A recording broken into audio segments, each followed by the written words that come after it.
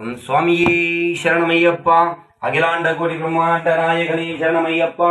காசி ராமேஸ்வரம் பாண்டி மலையாளம் அடக்கையாளம் என் ஸ்ரீ தர்மசாஸ்திராவே சரணமையப்பா. ஐயப்ப சுவாமியின் மகிமை பாகம் 103 சொல்றேன் பாருங்க. எல்லா விஷயத்துக்கும் நான் சொல்ற ஒரே விஷயம் தான், எந்த கடவுளை நீங்க நினைச்சு இஷ்ட தெய்வமா குலதெய்வமா குடுவீங்க, அந்த தெய்வத்தை நீங்க லாஸ்ட் வரைக்கும் கும்பிடணும்னு உங்களுக்கு சொல்ற வாக்கியம் அதுதான்.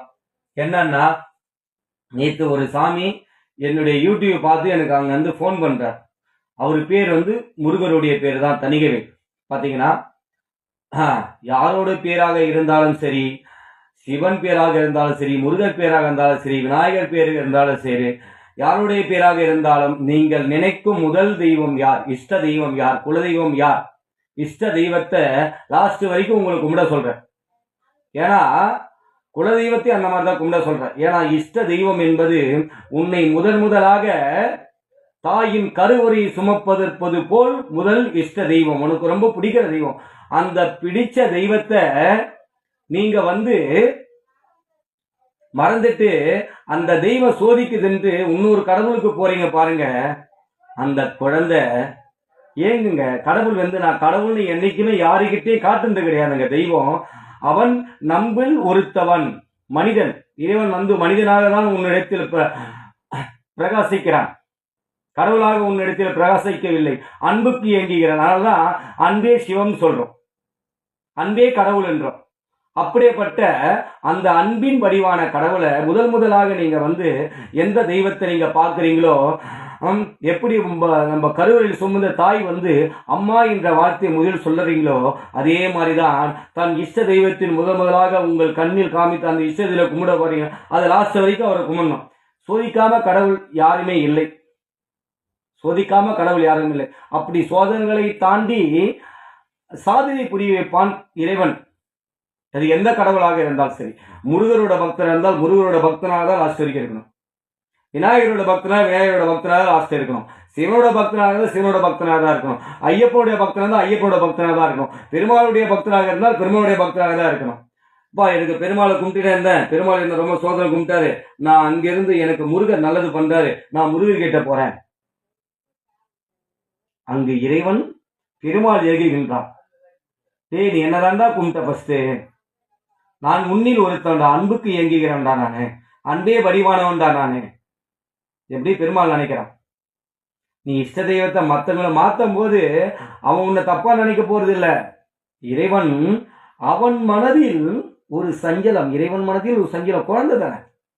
இப்ப எப்படி ஒரு தாய் ஒரு அம்மா வந்து தன் குழந்தை மேல ரொம்ப பாசம் வச்சு வளர்க்குறாங்க, அப்படி அந்த குழந்தை வந்து அடுத்தவங்க அம்மா மேல பாசம் காட்டும் போது அந்த தாய்க்கு ஒரு மனசுல ஒரு கஷ்டம் இருக்குல்ல.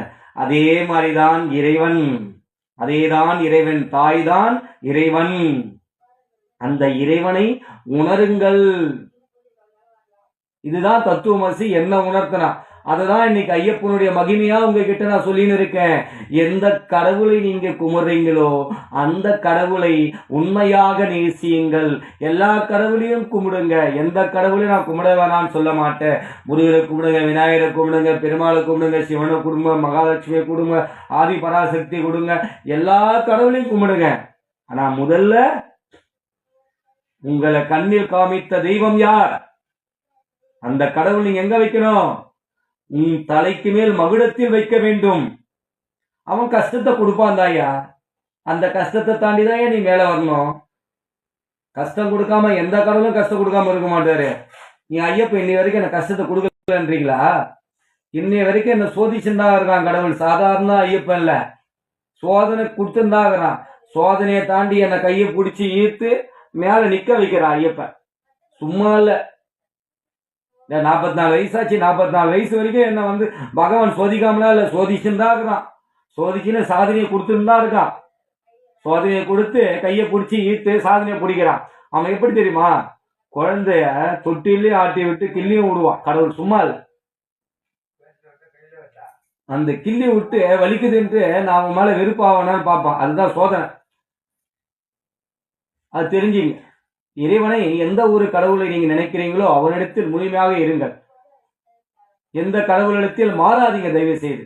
இது யார் சொல்ல வரேன்னா, நேற்று சொன்னோம் பாருங்க, அவர் வந்து பகவானுடைய ஐயப்பரின் தீவிர பக்தர். நம்ம தணிகை அவர் சாமி தீவிரடைய பக்தர். அப்படி இருக்கும்போது சில விஷயத்துல ஒரு அவரு ஐயப்பனை வெறுக்க வேண்டிய சூழ்நிலை வந்துடுச்சு. அது இறைவனுடைய சோதனை. நேற்று அந்த சாமி கிட்ட பேசுறேன், நேத்தான் பேசுறேன், என்னைக்கும் நேத்தான் பேசுறேன். அப்ப ஐயப்பன் சோதிக்கிறார். அப்ப என்ன பண்றாரு, அங்கிருந்து முருகர் கிட்ட போறார். முருகர் கிட்ட போறார். முருகரும் அருள்பாலிக்கிறார். ஆனால் கஷ்டத்தை கொடுக்கிறார் ஐயப்பன். இறைவன் கஷ்டத்தை கொடுக்கிறார் ஐயப்பன். என்னடா டக்குன்னு அங்க இருந்து நான் சோதிக்கிறேன்ட்டு அங்கிருந்து அண்ணன் கிட்ட போயிட்டான். அவர் விடுவார் ஐயப்ப சாதாரண வா சோதனை உனக்கு சோதனை கொடுக்குறார். என்னடா நீ யோசிக்கிறார், என்னடா நம்ம அங்கிருந்து முருகர்கிட்ட வந்தோம், முருகர் நம்மளை சோதிக்கிறாரு, என்னடான்ட்டு மறுபடியும் அங்கிருந்து கழுத்துல மாலையே போட மாட்டேன் என்னாரு ஐயப்பன் கழுத்துல மாலை போட வைக்கிறார். எப்படி ஐயப்பன் கழுத்துல மாலை போட வைக்கிறார். மாலையை போட்டுட்டு ஐயப்பன்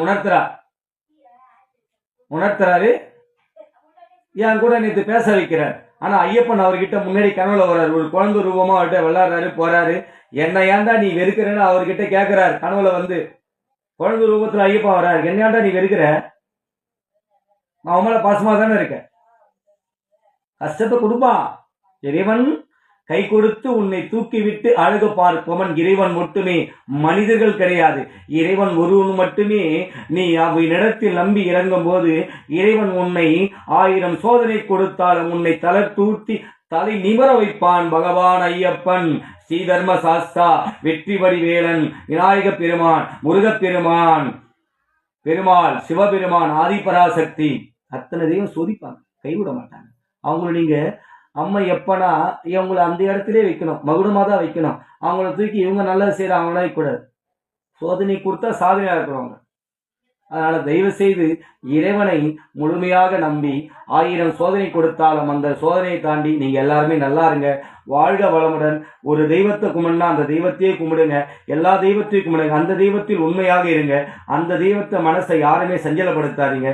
சுவாமியே சரணமையப்பா, வாழ்க வளமுடன். இந்த வார்த்தையை சொன்ன வைத்த என் ஸ்ரீதர்ம சாஸ்திர தத்துவமசிக்கு கோடான கோடி நன்றி. என் ஐயப்பனுக்கு அவனுக்கு கோடான கோடி நன்றி. என் சரணத்தால் தான் அவனுக்கு சொல்ல முடியும். சுவாமியே சரணமையப்பா, சுவாமியே சரணமையப்பா, சுவாமியே சரணமையப்பா. ஓம் ஸ்ரீ பூதநாத சதானந்தா சர்வபூத தயாவரா ரக்ஷ ரக்ஷ மகாபாவ மகா சாஸ்திரே தும்யம் நமோ நமக. சுவாமியே சரணமையப்பா, சுவாமியே சரணமையப்பா. அகிலாண்ட கோடி பிரம்மாண்ட நாயகனே சரணமையப்பா, சரணமையப்பா. குருவே துணை, குருவே துணை, என் ஐயப்பனே துணை, என் ஐயப்பனே துணை, என் ஐயப்பனே துணை, என் ஐயப்பனே துணை. சுவாமியே சரணம் ஐயப்பா.